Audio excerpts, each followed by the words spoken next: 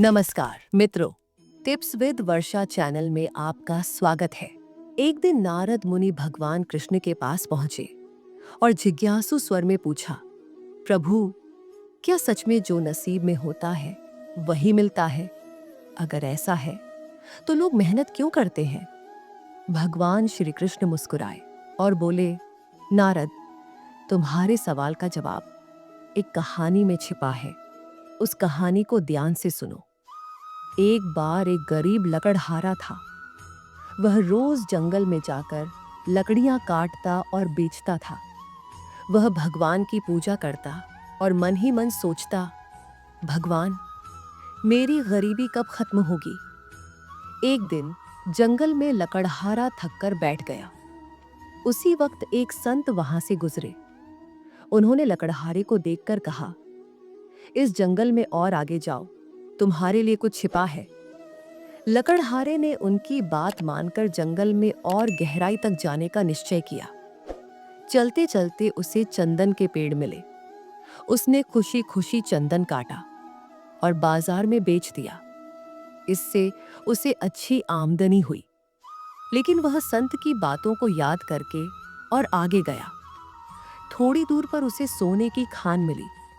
अब वह लकड़हारा नहीं, अमीर व्यापारी बन गया। भगवान श्री कृष्ण ने नारद मुनि से कहा, नसीब में लकड़हारे के लिए चंदन और सोना था, लेकिन अगर वह सिर्फ लकड़ी काटने में ही लगा रहता तो उसे यह कभी नहीं मिलता। कर्म के बिना नसीब भी अधूरा है।